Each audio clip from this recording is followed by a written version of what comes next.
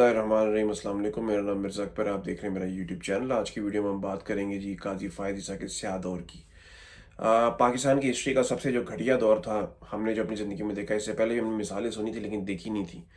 और काज़ी फ़ायद ईसा ने जिस तरह से पाकिस्तान की जो जुडिशल सिस्टम है या इंसाफ का जो निज़ाम है, जिस तरह से उसको वैसे तो नंगा करके गया है, क्रेडिट जाता है उसको। तो एक घटियापन से और बेगैरती से जिस तरह उसने इस पे साइलेंस मेंटेन रखा है और जिस तरह से सहूलतकारी की है, मैं आपको बताता हूँ। इसके बाद हम बात करेंगे कि जो उनकी फैमिली के साथ जो हालात हो रहे हैं। कुछ वीडियोस आई हैं जो कि गलत बात है, उनकी फैमिली को हरास नहीं करना चाहिए, ख़ास तौर पे उनके बच्चों को। लेकिन कादी फ़ायद ईसा को सोचना चाहिए था कि जो आज वो कर रहे हैं, कल को इनके बच्चे जहाँ बाहर रहते हैं, क्योंकि वहाँ पे तो कोई आपके वो नहीं ना है, जो हैंडलर्स हैं आपके, तो उन्होंने आपके कहने पे तो नहीं जाके उठा लेना, जैसे वो बेचारे वो डोनट वाले लड़के को उठा लिया था शॉप से। सबसे पहले जी है विक्टिमाइजेशन ऑफ पीटीआई। पीटीआई को इतना मारा काजी फायद ईसा के दौर में। और पीटीआई के साथ जो भी हुआ है, देखें, इंसाफ का जो निज़ाम है ना, मैं आपको बताऊं, पहली बात तो ये कि जो नई चीफ जस्टिस आए हैं, इंसाफ ये नहीं होता है जो इमरान खान कहता है ना कि रूल ऑफ लॉ ये नहीं है कि वो आके, नया चीफ जस्टिस आया है, वो आके इमरान खान के हक में जहां उसने गलत भी किया हो तो फैसले इमरान खान के हक में करते, जैसे नवाज शरीफ को इंसाफ मिलता है। वो रूल ऑफ लॉ नहीं है। रूल ऑफ लॉ ये है कि इमरान खान गलत काम करे, नवाज शरीफ करे, जरदारी करे, मरीम करे, कोई भी करे, इन सबको सज़ा होनी चाहिए। और अगर इनको गैर कानूनी किसी केस में डाला गया अंदर, उसकी कंपनसेशन देनी चाहिए इनको। और वो केसेस फौरी तौर पे ख़त्म होने चाहिए। खैर, मूव होते हैं।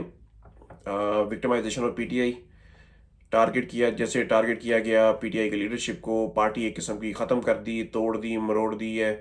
और जितने भी आपने देखा है कि हर फैसला कादी फायद ईसा का जो है ना, वो आता है पीटीआई के खिलाफ, हर फैसला। इवन कि कोई जज भी अगर लगे ना उनको कि कोई इंसाफ करने लगा है, तो वो उसको जज को निकाल देते हैं उस बेंच में से। अच्छा, इसी का हिस्सा है आगे कि जैसे आपने देखा है कि उन्होंने बैट का जो सिंबल था, बल्ले का निशान जो ले लिया था वो पीटीआई से। और बाद में जी बड़ी डिटाई और बेशर्मी से जी कह दिया कि मेरे मेरे फैसले की ना गलत तशरीह की इलेक्शन कमीशन ने। अच्छा, अगर गलत तशरीह की है तो भाई आप चीफ जस्टिस हो, आपने क्यों नहीं उस पर एक्शन लिया? और ये जितने भी, मैं आपको बताऊं कि जितने भी हमारे जज आते हैं, इवन कि मैं अभी कुछ दिन पहले ना भुट्टो की जो थी ना हिस्ट्री, वो सुन रहा था यूट्यूब पे। एक डॉक्यूमेंट्री देखी, तकरीबन 2.5-3 घंटों की है। तो उसमें क्या था कि भुट्टो को भी जिस जज ने सजा दी थी ना, फांसी की, I found this on the web. उसने भी उसने भी क्या किया कि, सॉरी, वो गलती से सीरी ऑन हो गया था मेरा। उसने भी क्या किया कि उसने अपनी दुश्मनी निकाली थी। पर्सनल स्कोर सेट किया था अपनी सीट पे बैठ के। जैसे कि कादी फायद ईसा ने किया है उसको, क्योंकि जुल्फ़िकार अली भुट्टो ने उस चीफ जस्टिस को चीफ जस्टिस नहीं बनाया था। और बाद में आप देखें कि ज़ियाउल हक ने उसको चीफ जस्टिस बना दिया। तो कैसे इस्तेमाल हुआ। और बड़े अफसोस की बात है कि इनको कोई ना शर्म होती है, ना इनको कोई ख्याल होता है कि हमारी आखिरत। देखिए, एंड पे जाना तो अल्लाह के पास है। दुनिया में तो हम बेगैरती कर देंगे, काजी जैसे बेगैरती करके गया है नवाज शरीफ, और काजी दोनों भाग के चले गए अपने वतन। तो खैर, नेक्स्ट पॉइंट में मूव होते हैं जी। Legitimised military courts. कादी फायद ईसा ने जिस तरह कोर्ट, जो मिलिट्री कोर्ट्स हैं, जिस तरह उनको डिफेंड किया और जिस तरह उनको एक इंसाफ देने की, मतलब कि इंसाफ की शक्ल देने की इसको कोशिश की है, ये भी एक घटिया किस्म की मिसाल जो है। और इसका भी जो ताज है ना, वो इस बेगैरत आदमी के सर पे जाता है कि देखिए, सिविलियंस का ट्रायल पूरी दुनिया में ऐसे कहीं नहीं होता है। आज पिछले जो दौरों में, मैं पिछले दौर में इमरान रियाज ने किया था कि ये जो मिलिट्री ट्रायल का जो उसने कहा था, बड़े लोग उसको कर रहे हैं जी कि इमरान इमरान रियाज जो है वो उसको डिफेंड करता था। वो टेररिस्ट की बात हो रही थी। वो जो टेररिस्ट थे जो पकड़े थे कुछ ऑपरेशंस में पास्ट में, उनकी बारे में बात थी कि इनको मिलिट्री कोर्ट्स में लेके जाना चाहिए। इमरान खान दहशतगर्द है, या पीटीआई के जो कारकुन हैं, ये नून लीग के भी जो कारकुन हैं वो दहशतगर्द हैं। ठीक है, वो ब्लाइंड फॉलोअर्स हैं। नून लीग के जो कारकुन है ना, मैं आपको बताऊं, ब्लाइंड फॉलोअर्स हैं। और वो इतने ना ही पढ़े लिखे हैं, और ये उठाती वो हैं, जो डम लोग होते हैं ना पूरी दुनिया से, ये उनको अपना कारकुन बना लेते हैं। अच्छा जी, replace judicial officers with bureaucrats. ठीक है, इलेक्शन में इन्होंने जुडिशियल जो ऑफिसर होते हैं इन्होंने ब्यूरोक्रेट्स को लगा दी। ब्यूरोक्रेसी जो है वो किसके कंट्रोल में है आपको पता है। और ये जितने भी लोग आते हैं ना, जितने भी हमारे जो सरकारी अफसर हैं, सरकारी ब्यूरोक्रेट्स हैं, ये सारे किसी ना किसी कंट्रोल में होते हैं और इनकी चाबी किसी ना किसी के हाथ में होती है।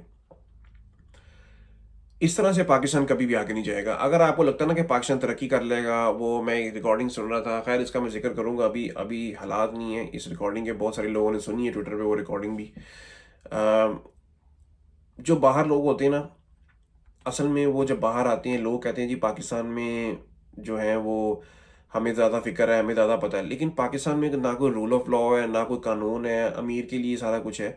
तो हमें बाहर आके इन चीज़ों का अंदाजा होता है। वहाँ बैठ के जहाँ जब हम भी नए नए आते हैं ना, तो हम भी सोचते हैं कि जी पाकिस्तान जाना है, पाकिस्तान तो बहुत अच्छा है। लेकिन जब हम देखते हैं ना इस तरह की चीज़ें, तो फिर हम कहते हैं कि पाकिस्तान जाके क्या करना है। एक इतनी नाउमीदी जो ओवरसीज पाकिस्तानी ना, मैं आपको बताऊं उनकी ज़्यादा इन्वेस्टमेंट होती है, सिर्फ पैसों की नहीं, हर एक चीज़ की। ठीक है, वो चाहते हैं कि पाकिस्तान बेहतर हो ताकि हमारे लिए भी वो बने। हम लोग पाकिस्तान से क्यों आते हैं? ठीक है, पाकिस्तान क्यों नहीं जाना चाहते? कोई भी आप किसी नॉन पाकिस्तानी को पूछ लें वो पाकिस्तान नहीं जाएगा। ये पटवारी जो बड़े कहते हैं ना कि हमारा जो है पाकिस्तान का बहुत अच्छा अभी चल रहा है सारा निज़ाम, इनसे आप सिर्फ ये कहा करो कि आप जाके ना अपने पैसे इन्वेस्ट करो वहाँ पे। ठीक है, कोई भी निज़ाम आ जाए, इमरान खान की गवर्नमेंट भी है, तो कल को ये ना हो कि जो जितने भी लोग हैं जो इमरान खान के मुखालिफ हैं वो उनके कारोबार बंद कर दिए जाएं, उनकी फैमिलियों को दर बदर घसीटा जाए। ये गलत है। खैर, हम लोग बात कर रहे थे कॉम्प्रोमाइज इलेक्शन की। कॉम्प्रोमाइज इलेक्शन काजी फायद ईसा ने करवाया और बड़ी बेशर्मी से जो सीटें थी वो भी दे दी दूसरी पार्टियों को, मखसूस नशिस्तें ख़ास तौर पे, और बेंच फिक्सिंग की पीटीआई के ख़िलाफ़। ठीक है, और जो जो भी जज उनको लगता था कि इंसाफ करेंगे, काजी फायद ईसा ने उनको उस बेंच से निकाल दिया।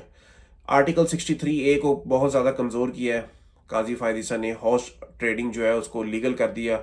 और आप देखो ये कैसा बुलशिट कानून है कि कोई भी एमएनए है वो अपनी पार्टी के खिलाफ जाके वोट डाल सकता है। उसकी जो है वो वोट काउंट होगा लेकिन उसकी सीट चली जाएगी। मतलब ये क्या लॉजिक है? आप लोग ही समझो। अगर आप लोगों को समझ आ गई तो आप लोग मुझे भी समझा देना, ये क्या लॉजिक है। नेक्स्ट जो है जी, मखसूस नशिस्तें की बात हो गई है। Ignored human rights. कादी फायद ईसा के दौर में जितना ह्यूमन राइट्स वायलेशन हुई है पाकिस्तान में, और कहते हैं जी वो जब इमरान रियाज की बात हुई तो कहता है कि कौन है इमरान रियाज, अब क्या उसको बुलाऊं तो रेड कारपेट बिछाऊं? मतलब इसको नहीं पता। अगर आपको नहीं पता तो आप पूछ लो किसी से। खैर, इमरान रियाज तो बहुत बड़ा एक कह लो पाकिस्तान का नाम बन चुका है अब। लेकिन आप कुछ छोटे से छोटा बंदा भी देख लो, छोटे से मतलब कि बेचारा कोई आम आदमी, छोटा मैंने गलत वर्ड यूज़ किया है, कोई आम आदमी अगर आप देख लो उसको इंसाफ नहीं मिलता पाकिस्तान में। जैसे इमरान रियाज ने इसको रिपोर्ट किया कि 50,000 से फीस 10 लाख कर दी गई है ताकि जो है वो इंसाफ मिले ही अमीर को। गरीब के लिए पाकिस्तान बना ही नहीं है। पाकिस्तान तो बना ही एलीट के लिए है। एलीट कौन है आप सबको पता है। और जितने भी, अच्छा एक और मैं आपको बताऊं कि जितनी भी जगह रिकाउंटिंग हुई है वो सारी सीटें जो हैं वो पीटीआई हार गई है। ठीक है, वो नून लीग को मिल गई, पीपल्स पार्टी को मिल गई है। मतलब इनको शर्म नहीं आती है। अवाम को पता नहीं क्या समझते हैं ये। और मैं अवाम को बताऊं, ये असल में ये इमरान खान के लिए नहीं, मैं बार बार आपको कहता हूँ ये आपके लिए। ये असल में आपकी इंटेलिजेंस की, आपकी जो है ना जहानत की तौहीन करते हैं कि आप लोग तो बिल्कुल ही चे हो। समझ रहे हो? तो पॉलिटिकल अपॉइंटमेंट्स की हैं उसके बाद, और बिल्कुल खामोशी। देखें, कभी भी कोई मुल्क तरक्की करता ना, लोग जो मगरबी जो कंट्रीज़ हैं, वेस्ट जो है वो क्यों तरक्की करता है? क्योंकि उधर ये नहीं होता कि मैं अगर किसी सरकारी नौकरी पे लगाऊं तो मैंने जाके अपने भाई को नहीं लगाना वहाँ पे। उधर इधर सबका अपना अपना होता है। किसी को ये नहीं होता कि हमें क्या इंटरेस्ट होगा, हमें क्या मिलेगा। उनको वो आते हैं, काम करते हैं अपने, और जब वो जॉब से जाते हैं वो भूल जाते हैं कि भाई जो भी हमारा काम है। ठीक है, वो कोशिश करेंगे कि आपकी मदद करें। पॉलिसीज़ ऐसी होती हैं, उनके बिहेवियर्स ऐसे होते हैं, ट्रेनिंग्स ऐसी होती हैं कि उन्होंने आपकी मदद करनी है, आपके लिए चीज़ों को ईजी बनाना है। बाकी आपने कानून को फॉलो करना है आप जहाँ भी जाओगे। खैर, अब हम एक मैं आपको बताता चलूँ जी। एक बहुत मशहूर एक वो है personality, Candace Owens. Candace Owens Daily Wire के लिए लिखती थी। डेली वायर जो है वो है बेन शपीरो का। बेन शपीरो आप गूगल करो कौन है, बहुत ही घटिया और बेगैरत आदमी है। और वॉर मंगर जो है वो है सपोर्ट करता है इसराइल को। और बड़ा ही मैं ये तो नहीं कहूँगा कि यहूदी है, क्योंकि मेरी नज़र में किसी को भी डिस्क्रिमिनेट नहीं करना चाहिए उसकी मज़हब की वजह से, उसकी रंग सूरत की वजह से। लेकिन वो एक ज़ायनिस्ट ज्यू है। लेकिन ज़ायनिस्ट, इसमें आप ज़ायनिज़्म को पॉइंट आउट करो, जुडाइज़्म को नहीं। तो उसको कैंडिस ओवंस उस अखबार में काम करती थी। जैसे ही उसने आवाज़ उठानी शुरू की फ़लस्तीन के हक़ में, उसको वहाँ से निकाल दिया गया। ये जो डेली वायर है ये बेन शपीरो का है। और अब ऑस्ट्रेलिया ट्रैवल कर रही थी वो। ऑस्ट्रेलिया का वीज़ा जो उसका कैंसिल कर दिया गया है, और कोई इवेंट था उसने अटेंड करना था, ट्रैवल नहीं कर रही थी, मतलब आने जाने का आजकल में वो टाइम था। उसका वीज़ा जो वो कैंसिल कर दिया गया है, सिर्फ इस वजह से कि वो फ्रीडम ऑफ स्पीच, उसने भरपूर आवाज़ उठाई है, फिर भी उसको रोक नहीं सके हैं। इवन के यूट्यूब ने उसका जो है ना चैनल भी डीमोनेटाइज कर दिया था। तो खैर फिर भी आवाम की बहुत सपोर्ट है उसके साथ। और अगर ना भी हुआ, आजकल जैसे एक्स का जो प्लेटफॉर्म है, अगर आप सब लोग वीपीएन अफोर्ड कर सकते हो किसी भी तरह, मैं आपको यही अर्ज करूँगा कि आप लोग एक्स पे आओ, उस पर अपनी आवाज़ उठाओ, किसी भी उसके लिए, किसी भी टॉपिक पे, किसी भी मौजू पे आपको बिल्कुल आवाज़ उठानी चाहिए। ज़्यादती याद रखो कि अगर आपको दुश्मन के खिलाफ भी हो रही है, आपको उस पर भरपूर आवाज़ उठानी चाहिए। तो उम्मीद करता हूँ कि आपको समझ आई होगी। इशारों इशारों में मैंने आपको कुछ बातें समझाने की कोशिश की हैं। और एंड पे वही है, देखें ये सारा कुछ हो रहा है इमरान खान को रोकने के लिए तो हो रहा है, लेकिन असल में ये आपको रोकने के लिए हो रहा है।